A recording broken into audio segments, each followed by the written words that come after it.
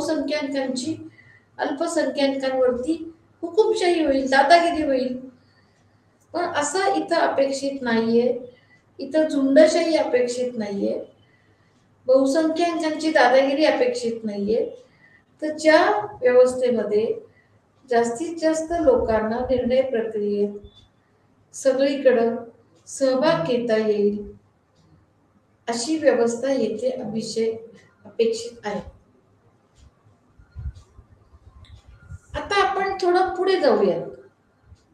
लोकशाही हा शब्द किंवा ही विचार प्रणाली किंवा शासन प्रकार, जीवन प्रणाली जे काही असेल ते, तर लोकशाही हा बहुआयामी शब्द आहे.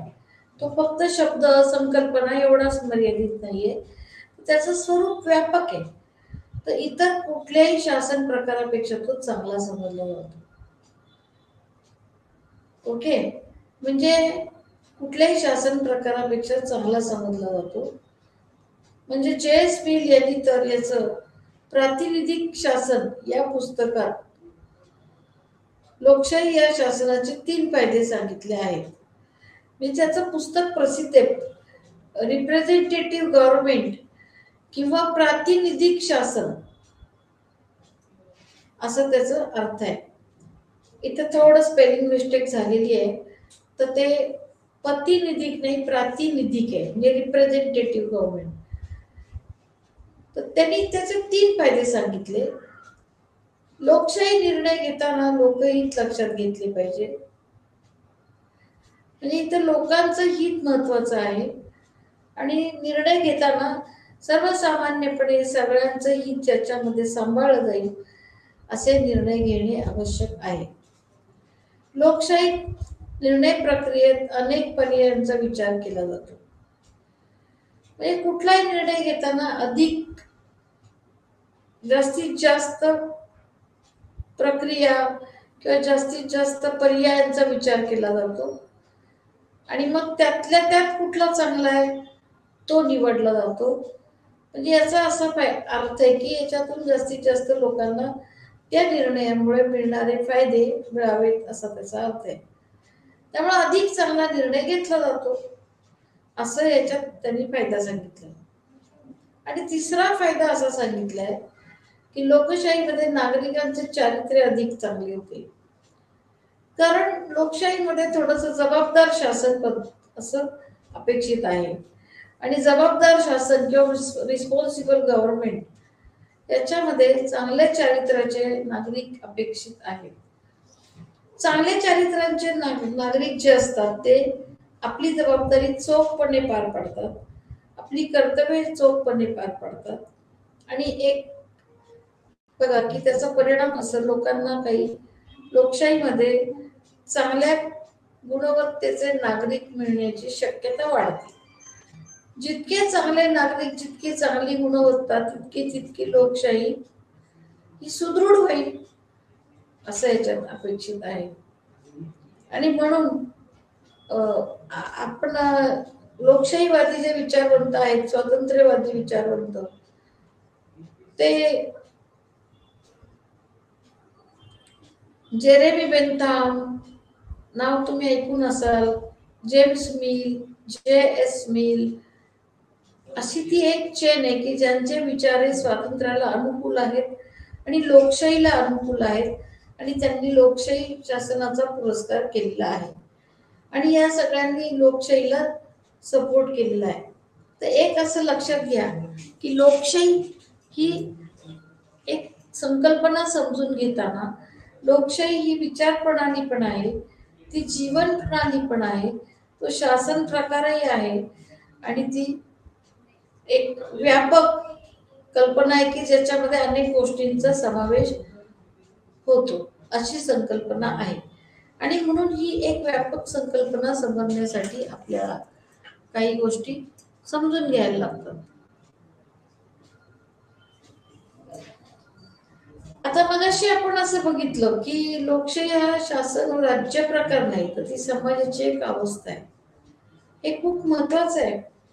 आता याचा अर्थ काय होतो? समाजाची ती एक अवस्था आहे, ती एक मनोवस्था आहे असं तर मी म्हणेन.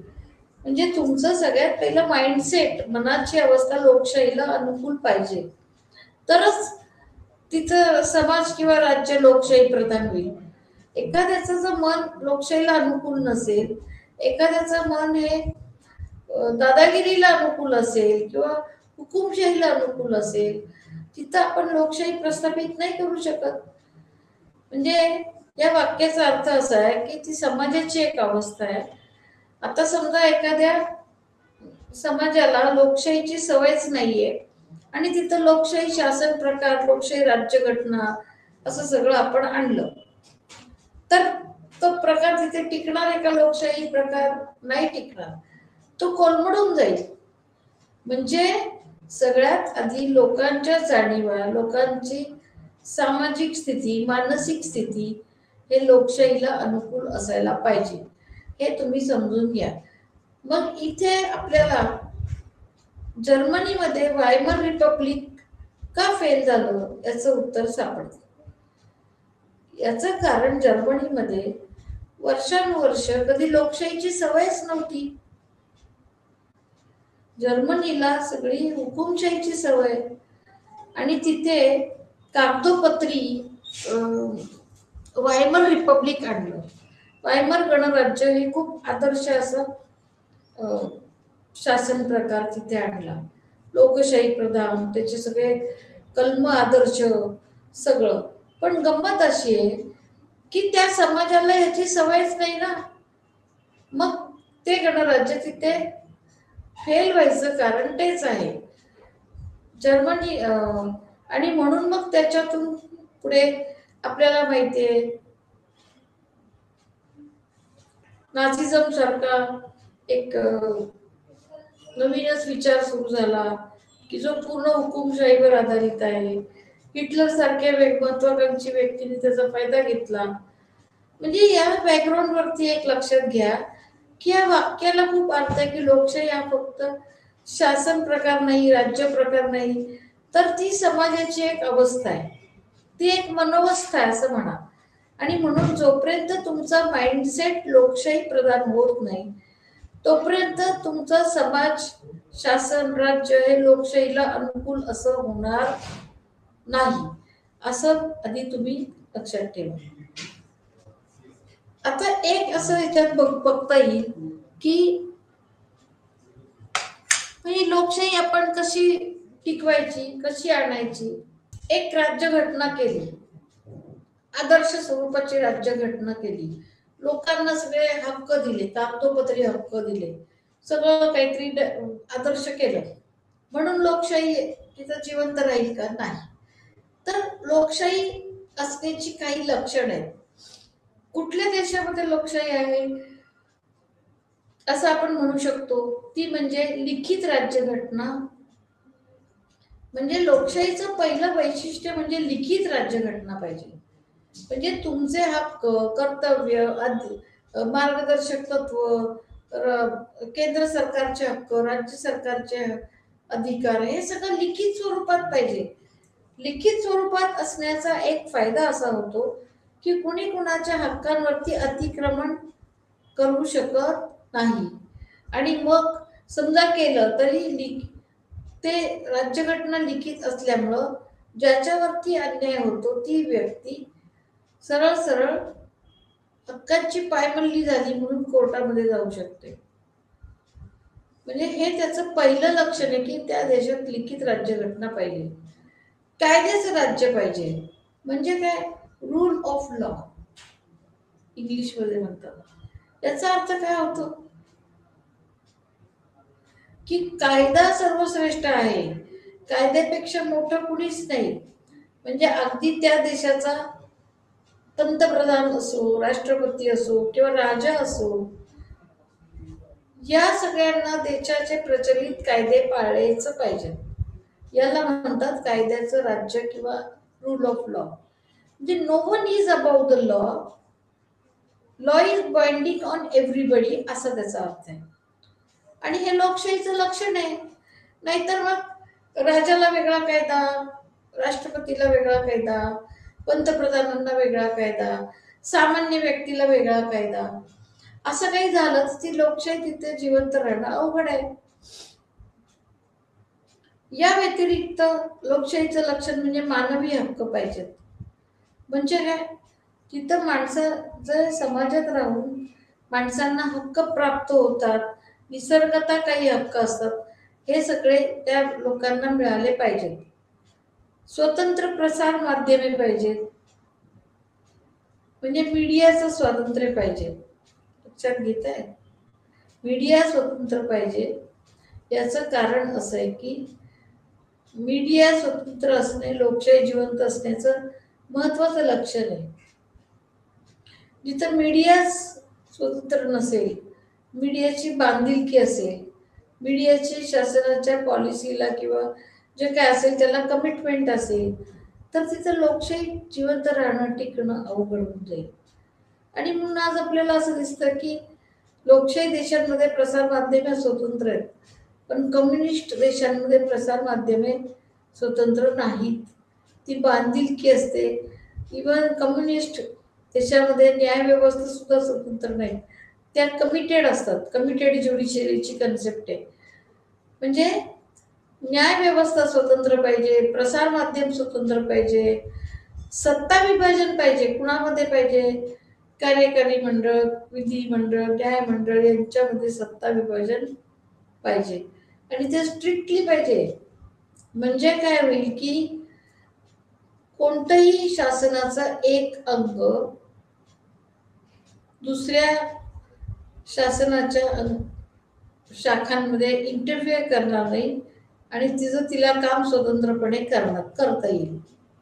ओके, म्हणजे एक सत्ता विभाजनाची कल्पना आहे की ज्याच्यामध्ये की स्ट्रिक्टली प्रत्येक शाखेला तिचं काम वाटून दिलं जाईल आणि त्याच्या दिलेल्या कामानुसार त्या शाखेने काम केलं पाहिजे, असा त्याचा अर्थ आहे. म्हणजे ही झाली सगळी लोकशाहीची लक्षणं झाली.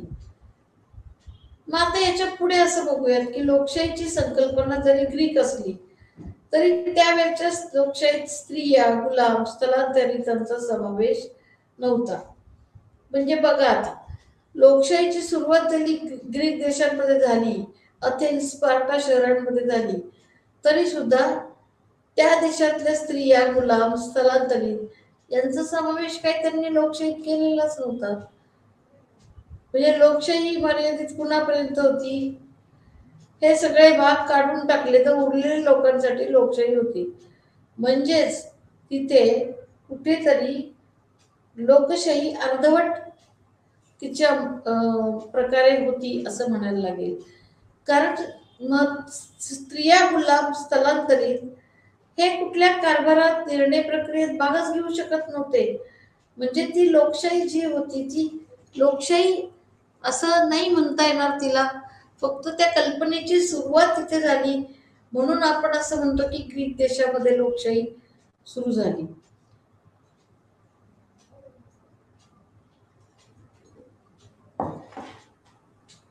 समाजातल्या बऱ्याच लोकांचा याच्यामध्ये लोकशाहीमध्ये कुठं सहभागच नाही.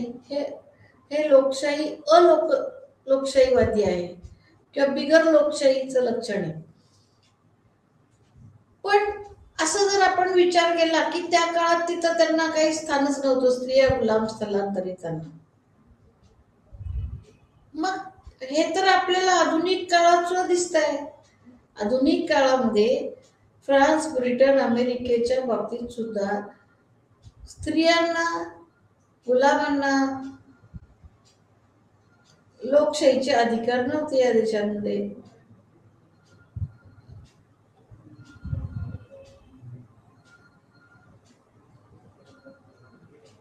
याचं कारण या देशामध्ये स्त्रियांना मताचा अधिकार खूप उशिरा मिळाला. काही काळ अमेरिकेत रंगभेद होता. अमेरिकेमध्ये रंगद्वेषी धोरण तर खूप वर्ष दिसते आपल्याला. म्हणजे बराक ओबामा हे अमेरिकेचे सगळ्यात पहिल्यांदा ब्लॅक राष्ट्रपती झाले, लक्षात घ्या. त्याच्या आधी म्हणजे ही मोठी सामाजिक क्रांती झालेली आहे अमेरिकेमध्ये.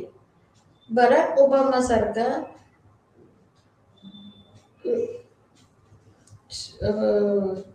राष्ट्रपती, ब्लॅक कलर राष्ट्रपती होणं ही तिथल्या दृष्टीने सामाजिक लोकशाहीच्या दृष्टीने मोठं पाऊल होतं. आणि ती एक सामाजिक क्रांती म्हणूनही आपल्याला बघता येईल. लोकशाहीच्या दिशेने टाकलेलं ते एक मोठं पाऊल आहे. आणि म्हणून बघा, ती एक तो जो पिरियड होता की ज्या काळात बराक ओबामा राष्ट्रपती झाला, त्यांनी जेव्हा ती शपथ घेतली, त्यांनी एक खुलं भाषण केलं राष्ट्रपती झालं, तेव्हा खूप प्रचंड पाऊस होता. एवढ्या पावसात सगळी लोक त्याचं भाषण ऐकायला थांबलेली होती. म्हणजे हे लक्षात घ्या की कोणी काळी अमेरिकेत सुद्धा सगळे राष्ट्रपती पांढऱ्या गोऱ्या कलरचे होते. आणि म्हणजे बराक ओबामा राष्ट्रपती होणे मोठी घटना तिथे झालेली आहे.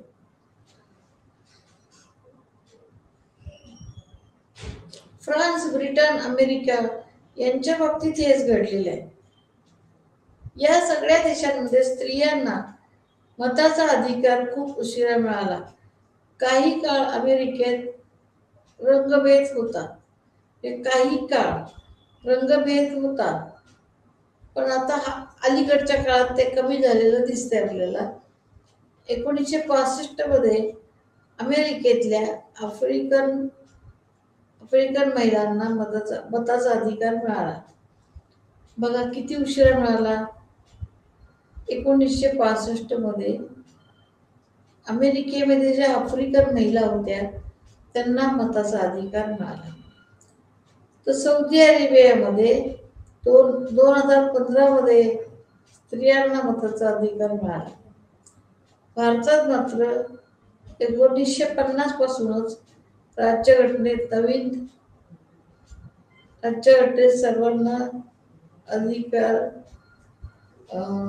अधिकार मिळाला. म्हणजे भारत हा त्या मानाने थोडासा उदारमतवादी असा दिसतो. म्हणजे भारताने राज्यघटनेत पहिल्यापासूनच सगळ्यांना मताचा अधिकार दिलेला आहे. पण फ्रान्स, ब्रिटन, अमेरिका हे जे इतर देश आहेत या देशांमधल्या महिलांना खूप भांडून संघर्ष करून त्यांना मताचे अधिकार प्राप्त करावे लागलेले असं दिसतं.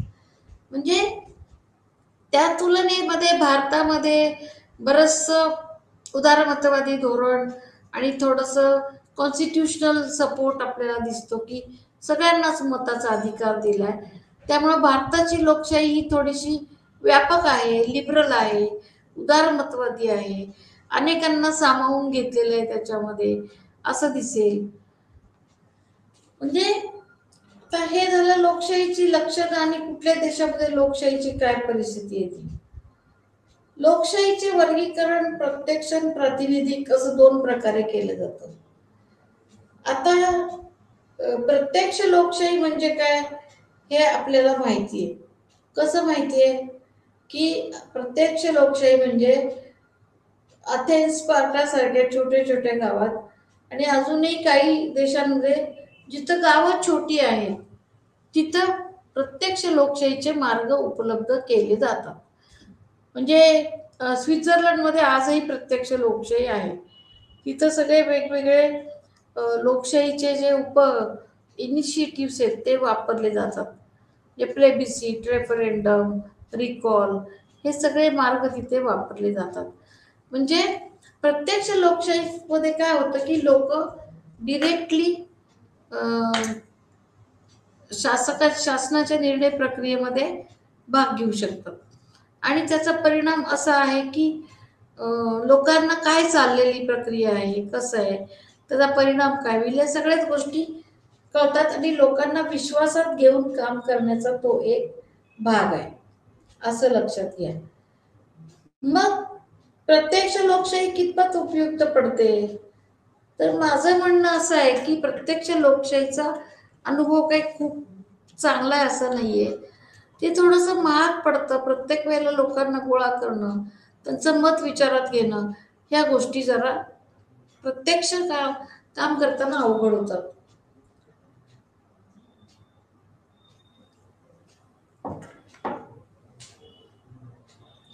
मग प्रातिनिधिक लोकशाही हा एक लोकप्रिय प्रकार आहे.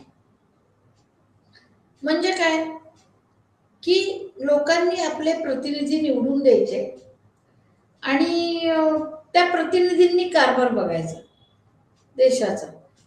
पण त्या प्रतिनिधींवरती अंकुश मात्र लोक ठेवणार. अंकुश ठेवायला लागतो की बरोबर काम करतात की नाही, त्यांच्यावरती कुठेतरी क्रॉस चेक करायला लागतो. प्रातिनिधिक लोकशाहीचे दोन प्रकार आहेत, एक तर संसदीय आणि अध्यक्षीय लोकशाही. याच्यात त्यातल्या त्यात पॉप्युलर कुठला आहे, संसदीय लोकशाहीचा. आणि भारताने संसदीय लोकशाही निवडली याचं कारण असं आहे की भारताला ब्रिटिशांमुळे संसदीय लोकशाहीची एक सवय होती आणि म्हणजे सवयीचं आहे तेच मॉडेल आपण स्वीकारूयात असा विचार सुरू केला. आणि मग राज्यघटना तयार करताना संसदीय लोकशाही पद्धतीचा आधार घेऊन राज्यघटना तयार केली गेली. आणि आज आपल्याकडे सुद्धा संसद महत्वाची बॉडी आहे आणि संसद जो कायदा करील, जो ठराव करील, अविश्वासाचा ठराव करील, ते सगळंच याच्यामध्ये महत्वाच्या गोष्टी असतात. आणि दुसरा प्रकार जो आहे तो अध्यक्षीय लोकशाही. याचा अर्थ असा आहे की अमेरिका किंवा इतर काही देशांमध्ये, फ्रान्समध्ये सुद्धा अध्यक्षीय लोकशाही आहे.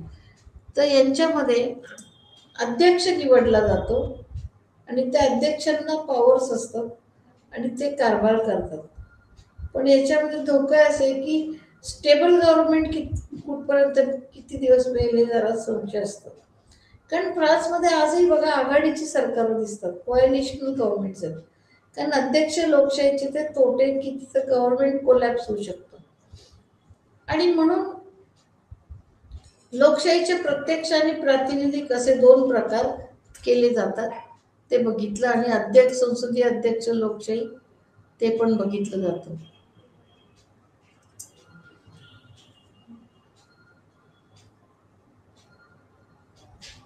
आता लोकशाहीच्या काही बाजू आहेत, म्हणजे डायमेन्शन्स आहेत.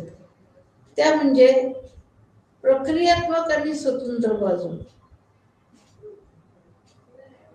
आता प्रक्रियात्मक म्हणजे थोडस प्रोसिजरल पार्ट वरती भर येतो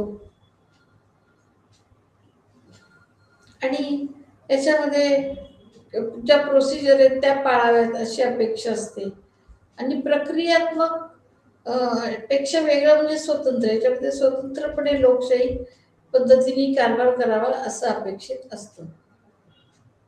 यामध्ये लोकशाहीचे प्रकार हे सुद्धा अपेक्षित आहे. लोकशाहीचे प्रकार, आता किती प्रकार आहेत लोकशाहीचे? खूप प्रकार आहेत. तर आपण आहे ना त्यातल्या त्यात महत्वाचे प्रकार बघूयात. काय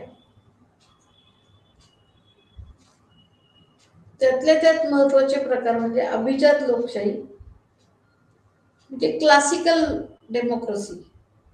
आता आपण इतक्या वेळ जे बघितलं ना, अथेन्स, स्पार्टा, ग्रीक देश यांच्यामधली जी लोकशाही आहे ती सगळी अभिजात लोकशाही, क्लासिकल डेमोक्रेसी.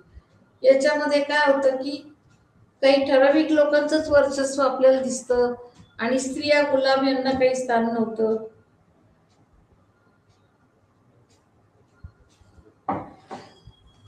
आणि त्याला म्हणतात क्लासिकल, म्हणजे अगदी पूर्वीच्या काळातली जी लोकशाहीची जी सगळी संकल्पना आहे ती अभिजात लोकशाहीमध्ये येते. दुसरा प्रकार जो आहे तो म्हणजे श्रेष्ठजनवादी लोकशाही. आता काय आहे हा प्रकार? तर इलिटिस्ट मॉडेल, म्हणजे थोडक्यामध्ये समाजामध्ये काही लोक इतरांपेक्षा श्रेष्ठ असतात हे त्याच्यात गृहीत धरलेलं आहे. आणि हे गृहीत नाही, वस्तुस्थिती आहे की काही लोक बुद्धीनी, पैशानी, शौर्यानी किंवा इतर बाबतीत इतरांपेक्षा केव्हाही श्रेष्ठ असतात किंवा सुपिरियर असतात. आणि मग नॅचरली काय होतं की समाजाचं सगळी लिडरशिप या लोकांकडे जाते. या लोकांच्या डायरेक्शनमुळे मग समाजाला बरंच काही काही गोष्टी नेतृत्व मिळतं, काही पुढे जाण्याचे मार्ग कळतात. आणि म्हणून श्रेष्ठ जनांचं महत्व नाकारता येत नाही. ऑल आर इक्वल इथे होऊ शकत नाही. All are equal but some are more superior, असं तर थोडासा सेन्स आहे.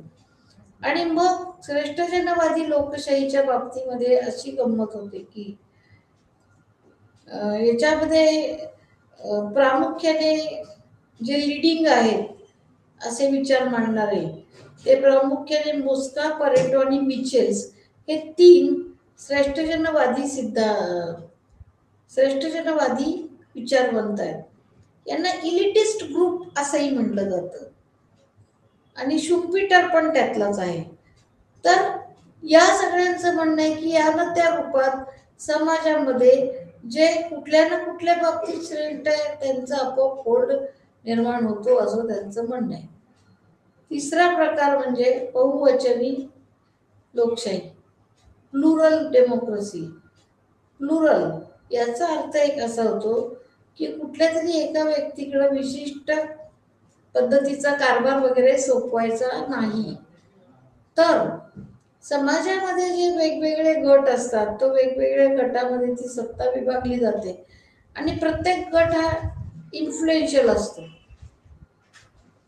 म्हणजे काय, प्रत्येक गट हा प्रभावी असतो आणि ती सत्ता त्या गटांमध्ये विभागली जाते आणि हा गट एकमेकांची सत्ता रोखणे, नियंत्रित करणे अशा प्रकारची सगळी कामं करत असतो हा गट. आणि म्हणून बहुवचनी प्लुरल डेमोक्रेसी हा एक चांगला प्रकार आहे. त्याच्यामध्ये कुठल्याही एका गटाचं वर्चस्व आपल्याला दिसत नाही. चौथा प्रकार जो आहे तो सहभागप्रधान लोकशाही. म्हणजे काय, सहभागप्रधान म्हणजे लोकांचं पार्टिसिपेशन, सरळ सरळ इथे पार्टिसिपेशन अपेक्षित आहे आणि लोक जितके सहभाग घेतील तितकं तितकं लोकशाही पद्धतीने हा कारभार पुढे जाईल असं वाटतं. लोकांच्या सहभागामध्ये असं अपेक्षित असतं की चर्चेमध्ये भाग घ्यावा, निर्णयामध्ये भाग घ्यावा, अशा अनेक गोष्टी याच्यामध्ये अपेक्षित असतात. पुढची म्हणजे चर्चात्मक लोकशाही म्हणजे डेलिबरेटिव्ह लोकशाही, डेलिबरेटिव्ह डेमोक्रेसी. याच्यामध्ये सगळ्यांना डिस्कशनमध्ये जॉईन होणं फ्री असतं. म्हणजे आता एखाद्या कार्यक्रमात वगैरे म्हणतात ना आता सगळ्यांना डिस्कशनला ओपन आहे, तसं इथं चर्चात्मक असते. मग याच्यामध्ये काय बरोबर आहे, काय चूक आहे, योग्य दिशा काय, या सगळ्याची चर्चा होते. आपण कुठं चुकतो आहोत का हे कळतं. आणि म्हणून चर्चात्मक लोकशाही किंवा डेलिबरेटिव्ह लोकशाही ही महत्वाची लोकशाही आहे असं म्हणलं जातं. म्हणजे इथे शक्यतो चर्चा करून सगळे प्रश्न सोडवण्याचा प्रयत्न केला जातो. इथे कुणी कुणावरती मतं लादत नाही, असं सगळं आहे. आणि आता एक मजेशीर प्रकार म्हणजे लोकांची लोकशाही, त्याला इंग्लिशमध्ये पीपल्स डेमोक्रेसी असं म्हणतात. आता हा शब्द तुम्ही कुठे ऐकला असेल बरं, आठवा जरा, आठवला नाही आठवत? हा शब्द सर्वसाधारणपणे साम्यवादी राज्यव्यवस्था ज्या असतात तिथे वापरला जातो. म्हणजे चीन किंवा रशिया इथे हा शब्द वापरला जातो.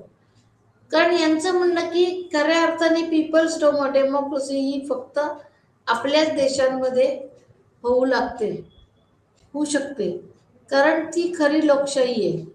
इथे लोकांची लोकशाही किंवा पीपल्स डेमोक्रेसी इथे इतर लोकशाही सारखं अपेक्षित नाहीये. इथे असं अपेक्षित आहे की लोकांनी त्यांचं समजा काही त्रास होत असेल तर ते सगळं त्यांच्या गोष्टी बाजूला ठेवून कारभारामध्ये समाविष्ट झालं पाहिजे.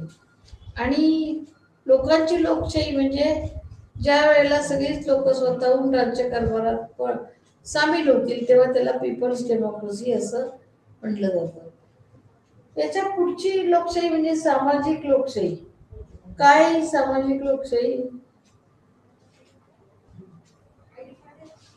म्हणजे पीपल्स डेमोक्रेसी पेक्षा हा प्रकार थोडा वेगळा आहे. म्हणजे इथं साम्यवादाचा कुठेही संबंध नाही किंवा राज्यव्यवस्था नष्ट करणं वगैरे असे टोकाचे विचार नाही. तर समाजात राहून सुद्धा आपण काही कार्य करू शकतो, काही लोकांसाठी करू शकतो आणि इक्वालिटी आणू शकतो. इक्वालिटी हे अंतिम ध्येय या सामाजिक लोकशाहीचं असतं. आणि 8वा प्रकार म्हणजे ई लोकशाही. ई लोकशाही म्हणजे इलेक्ट्रॉनिक लोकशाही.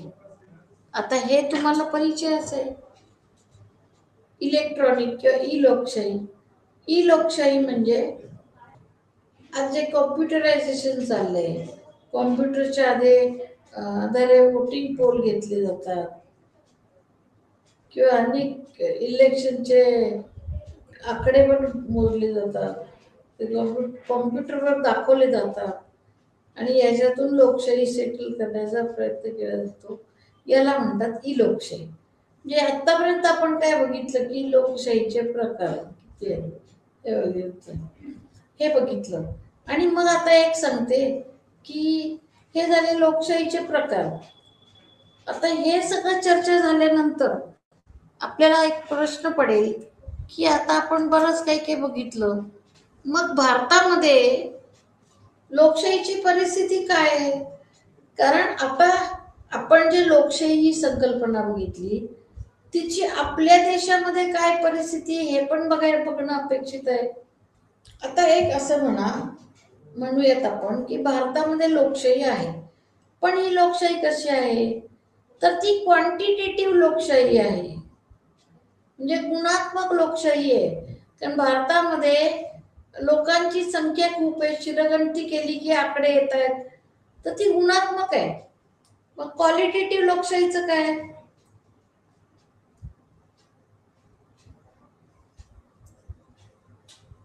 भारतामध्ये लोकशाही आहे ती क्वांटिटेटिव्ह आहे. क्वालिटेटिव्ह म्हणजे त्याच्यामधली खोली किंवा सखोलता याचं काय? तर आता याच्यामध्ये एक असं लक्षात घ्या की भारतामध्ये जी लोकशाही आहे ती लोकांना किंवा समाजाला लोकशाहीची फारशी सवय नसताना लादलेली लोकशाही असं मला वाटतं. कारण आपला समाज हा मुळात लोकशाहीला अनुकूल नाहीये. आपला समाज हा राजेशाहीला अनुकूल आहे. आपले भारतामध्ये ब्रिटिश येण्यापूर्वीची अवस्था बघा किंवा ब्रिटिश आल्यानंतरची बघा, आपल्या मनाला अशी स्वतंत्र विचार करण्याची सवयच नाहीये. घरातले काय सांगतील ते ऐकायचं, मोठी माणसं काय सांगतील ते ऐकायचं. लहान लहान मुलं सुद्धा स्वतंत्रपणे विचार करून निर्णय घेऊ शकत नाहीत. आणि म्हणून भारतातली लोकशाही थोडीशी क्वांटिटेटिव्ह आहे. क्वालिटेटिव्हच्या विषयी विचार करायला लागतो. आणि मग भारताने तर लोकशाहीचा स्वीकार केलाय. समाज लोकशाहीला खूप फेवर आहे का? नाही, तो राजेशाहीला फेवर मध्ये आहे. कारण आपल्याला राजेशाहीची सवय आहे. म्हणजे आपल्याला कशी सवय झाली आहे की राजाने कुठली तरी आज्ञा सोडायची आणि ती सगळ्यांनी ऐकायची. मग तीच सवय, तीच अपेक्षा आपण शासनाकडून करतो की मोदींनी किंवा आधीचे पंतप्रधानांनी एक ऑर्डर द्यायची, आपण ते पाळायचो. आपल्याला स्वतःला विचार करायची सवयच नाहीये. स्वतंत्र लोकशाहीची सवय नाहीये भारताला. आणि भारत हा एक देश असा आहे की याच्यामध्ये 18 पगड जाती राहतात. 18 पगड जाती आणि अनेक धर्माची लोक राहतात. या सगळ्यांमध्ये कुठंतरी सुसूत्रता यायला पाहिजे असं लक्षात घ्या. आणि मग ही सुसूत्रता कधी येईल, ताळमेळ कधी येईल की ज्यामध्ये लोकांमध्ये एकी असेल त्यावेळेला. आणि आता इथं प्रत्येकाला असा एक फिलिंग आलेला आहे की आपली राजेशाही गेली, ब्रिटनची राजेशाही गेली आणि मग आपल्याला असं वाटतं की आता आपण स्वतंत्र झालो. तसं नाहीये. भारताला, भारतीय समाजाला लोकशाहीची सवय नाही. सामाजिक संस्कृती लोकशाहीला अनुकूल नाहीये. आणि म्हणून असं म्हटलं जातं की लोकशाही ही एक शासन प्रणाली नसून ती जीवन प्रणाली सुद्धा आहे. आणि जोपर्यंत लोकशाही ही जीवन प्रणाली होत नाही तोपर्यंत शासन प्रणाली म्हणून सुद्धा ती फेल राहते. हे महत्वाचं लक्षात तुम्ही लक्षात घ्या की सगळ्यात पहिल्यांदा तुम्ही लोकशाही ही संकल्पना पचवली पाहिजे, ती अंगीकारली पाहिजे, मग कुठेतरी ती शासन प्रकार यशस्वी होईल. आता आता आपल्या भारताच्याच बाबतीत बघायचं झालं तर राज्यघटनेच्या सरनेमध्ये उल्लेख आढळतो तो म्हणजे सार्वभौम समाजवादी धर्मनिरपेक्ष लोकशाही गणराज्य असे शब्द आहेत. या प्रत्येक शब्दाला काहीतरी अर्थ आहे. सार्वभौम म्हणजे काय की आता आपल्याला आपल्यावरती कुठल्याही देशाचं राज्य अधिराज्य चालणार नाही. समाजवादी तर आपण राज्यघटना शिकत ज्यावेळी होतो त्यावेळी मला आठवते की या शब्दांचे अर्थही तुम्हाला सांगितलेले आहेत. तुम्ही थोडंसं त्या लेक्चरमध्ये थोडं रिवाईज करा की समाजवादी अर्थव्यवस्था स्वीकारली आहे. समाजवादी हा शब्द पूर्वी नव्हता आपल्या राज्यघटनेत, तो नंतर घातला गेला. पण भारताला समाजवादी शासन रचना निर्माण करायचे असं भारताचं ध्येय आहे. तर अशा वेळेला हे विचार आवडीच्या काँग्रेसमध्ये सुरू झाले आणि तिथून ते पसरले. धर्मनिरपेक्षता हाही शब्द आधी नव्हता, तो घातला गेला असं लक्षात घ्या. कारण भारतामध्ये अनेक धर्म सुखा समाधानाने गोविंदाने असतात, मग त्यांनाही कुठंतरी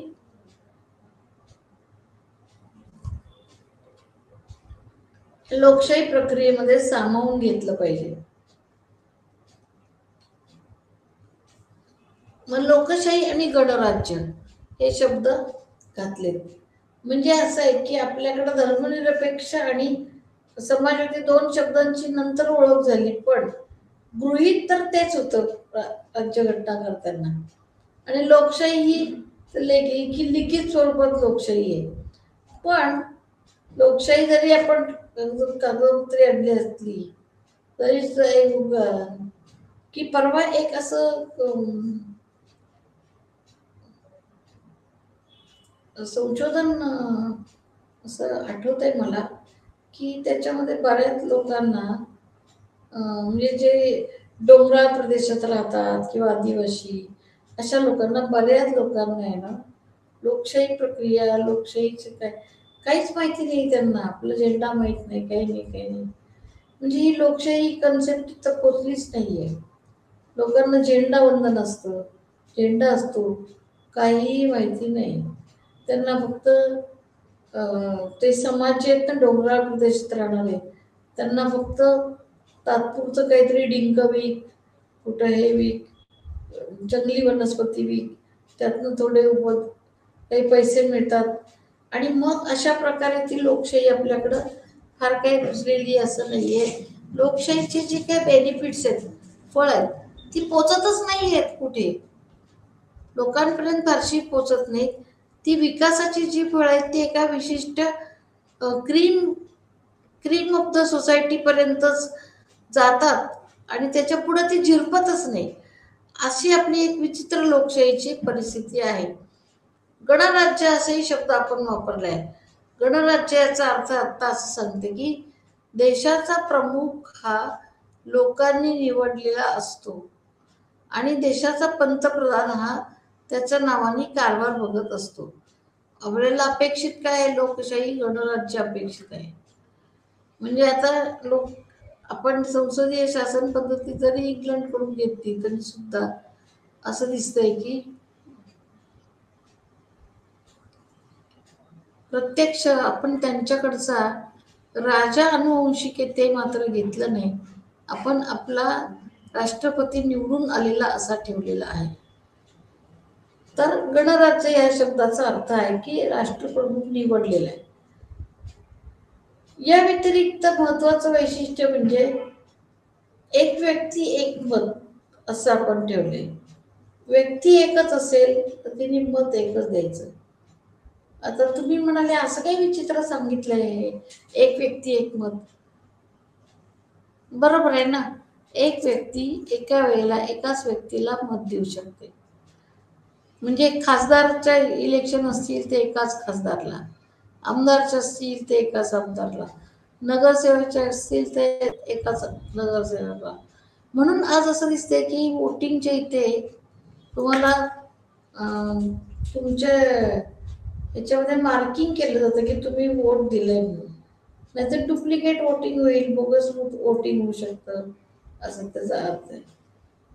आणि मग याच्या व्यतिरिक्त आहे की मुक्त वातावरणात निवडणुका हे एक वैशिष्ट्य आहे भारताच्या लोकशाहीचं.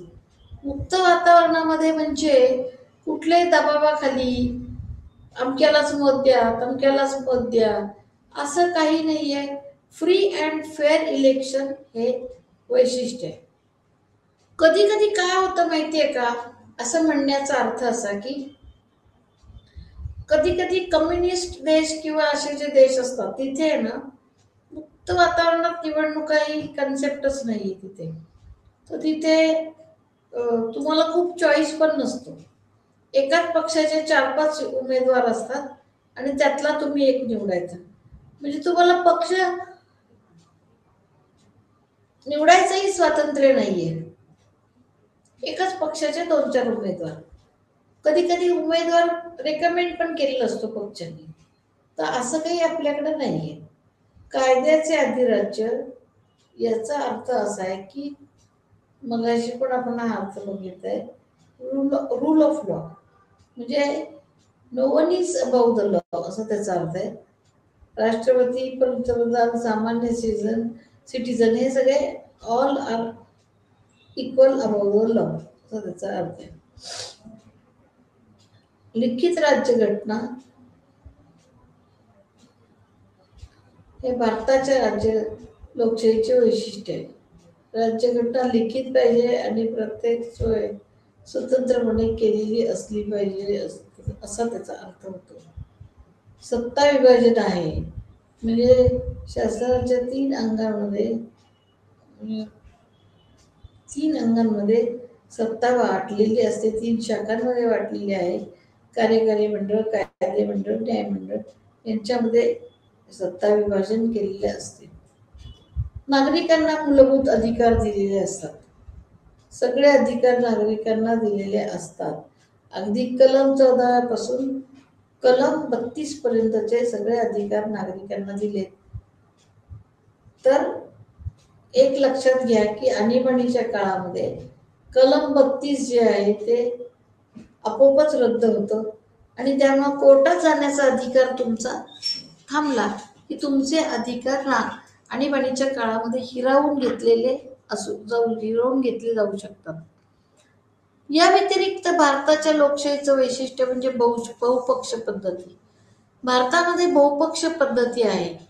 म्हणजे काँग्रेसचा इतिहास खूप मोठा आहे, मान्य आहे, पण अनेक राष्ट्रीय स्तरावर पक्ष उगवले, अनेक राज्य पातळीवरती पक्ष तयार झाले आणि त्यामुळे बहुपक्ष पद्धती आपल्याला आढळते.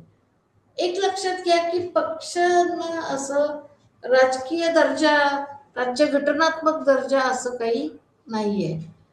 तर पक्ष ही नॉन कॉन्स्टिट्युशनल ग्रोथ असं म्हणता येईल तसं झालेलं. पण आज काय झालेलं आहे की इलेक्शनच्या काळामध्ये पक्षच सगळं मॅनेज करतो, ते सरळ सरळ दिसतंय आपल्याला. आणि याच्या व्यतिरिक्त वैशिष्ट्य म्हणजे काय की स्वतंत्र प्रसार माध्यमे. म्हणजे काय, प्रसार माध्यमांचं स्वातंत्र्य ही लोकशाहीची प्री कंडिशन आहे. जिथे प्रसार माध्यमे स्वतंत्र नसतील तिथे काय करणार. याचाच अर्थ आहे की भारताची लोकशाही ही लोकशाहीच्या दृष्टीने पुढे टाकलेलं एक महत्वाचं पाऊल आहे. कारण स्वतंत्र प्रसार माध्यमे आपल्याला कम्युनिस्ट देशामध्ये दिसत नाहीत. आपल्याला स्वतंत्र प्रसार माध्यमे अमेरिकेत दिसतील, इंग्लंडमध्ये दिसतील, काही देशांमध्ये दिसतात असे. पण प्रसार माध्यमे स्वतंत्र असणं हे एक अतिशय महत्वाचं वैशिष्ट्य आहे. अशा प्रकारे भारतीय लोकशाही ही, मला असं म्हणायचं की सक्षम म्हणतात, सक्षम अशी लोकशाही आहे. कारण अनेक प्रकारच्या सोयी सुविधा राज्यघटनेने भारतीय लोकशाहीमध्ये केलेल्या दिसतात. ओके. आणि मग आता या सगळ्या बॅकग्राऊंड वरती असं दिसतंय की लोकशाही ही संकल्पना तशी व्यापक आहे, ती एक मुळात कुठून उगम पावली? ग्रीस देशामधून. मग ती कशी पसरली, ती किती जुनी संकल्पना आहे, ती किती देशांमध्ये कशी कशी पसरली, हे सगळं आपण पाहिलं. तिचे लक्षणं कुठली, तिचे प्रकार कुठले, तिचे काय काय असायला पाहिजे त्याच्यामध्ये. म्हणजे लोकशाही ही संकल्पना वाटते तसं नाही, प्रचंड व्यापक संकल्पना आहे आणि ती मर्यादित अर्थाने शिकण्यात अर्थ नाही. म्हणजे लोकशाही म्हणजे आपल्याला लहानपणापासून अशीच एक व्याख्या आढळते की लोकशाही म्हणजे लोकांचे, लोकांसाठी, लोकांनी चालवलेले राज्य. ही एक इतकी अशी ढोबळ व्याख्या आहे आणि ती अब्राहम लिंकननी केली. पण त्याच्या आधी एक लक्षात घ्या की लोकशाही ही संकल्पना हळूहळू हळूहळू ती रुजत गेलेली आहे.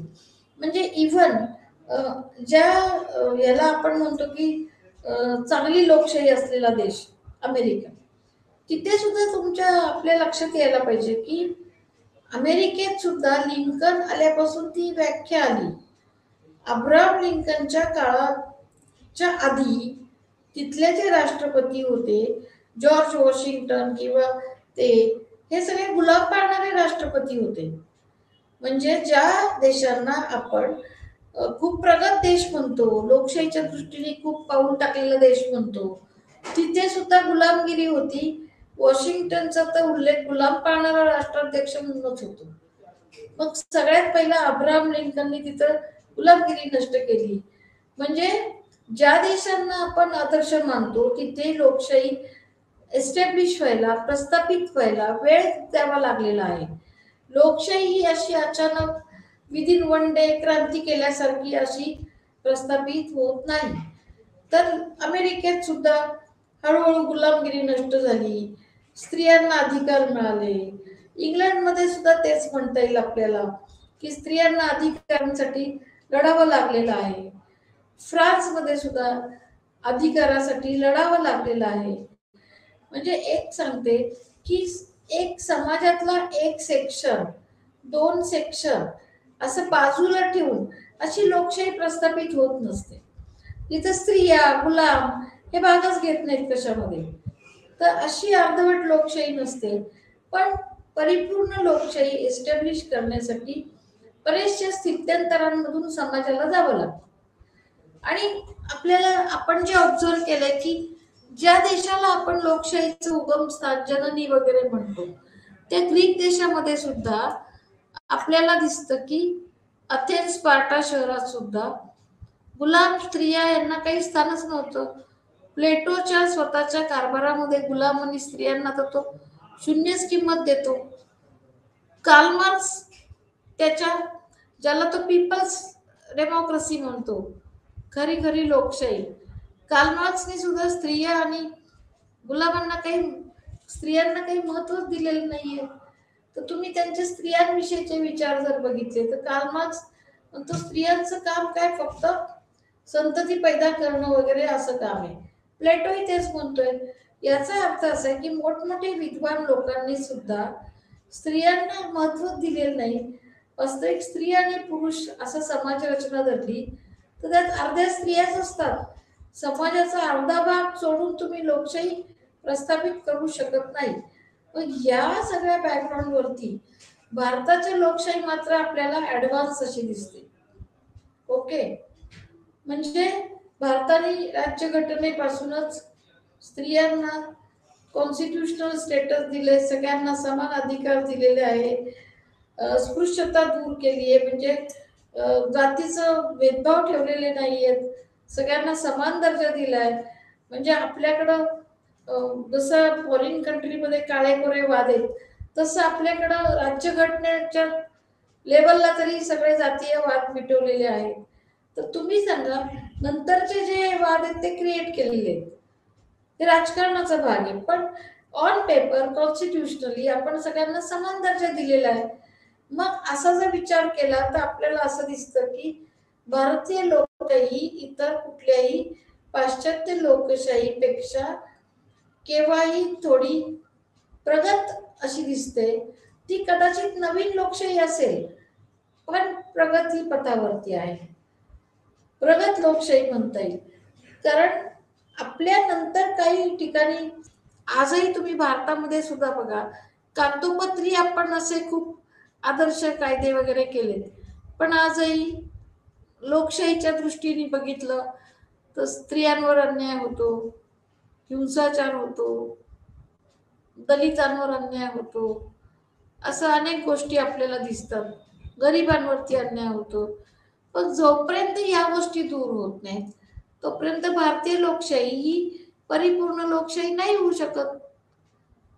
आपण किती घटना बघतो अशा, आता सुद्धा स्त्रियांवर अत्याचाराच्या बघतो, अजून दलितांच्या झोपडपट्ट्या जाळण्याच्या बघतो. या सगळ्या गोष्टी सगळ्यात पहिल्या दूर व्हायला पाहिजेत, या थांबायला पाहिजेत. मग कुठेतरी आपली लोकशाही खऱ्या अर्थाने नांदायला लागेल आणि वाढेल असं मला म्हणायचंय. आता याच्यामध्ये वेगवेगळे पक्ष इलेक्शनच्या बॅकग्राऊंडवरती तर वेगवेगळे इश्यूचं भांडवल करून त्याच्यावरती इलेक्शन लढवतात, हो की नाही. आता मोदींनी एक नवीन पाऊल टाकलंय लोकशाहीच्या दृष्टीने, स्त्रियांना आरक्षणाची ती केस पुढे नेली त्यांनी. तर अशा प्रकारे या गोष्टी सगळ्या व्हायला पाहिजेत, त्याशिवाय लोकशाही व्यवस्थित रुचली असं म्हणता येणार नाही. तर आज आपण काय केलंय, लोकशाही ही एक संकल्पना जी आहे ती आपण वेगवेगळ्या पद्धतीने तिचा अभ्यास करण्याचा प्रयत्न केलेला आहे. तर याच्या पुढचा जो भाग आहे तो म्हणजे पुढची संकल्पना, ती म्हणजे जेंडर, म्हणजे लिंग. तर लिंगभेदाच्या आधारे कसं राजकारण होतं, त्याचे काय इतिहास काय आहे, त्याच्या थिअरीज काय आहेत, हे आपल्याला पुढच्या लेक्चरमध्ये आपण बघूयात.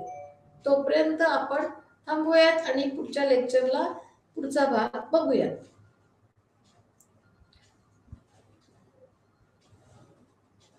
तोपर्यंत थँक्यू, नमस्ते.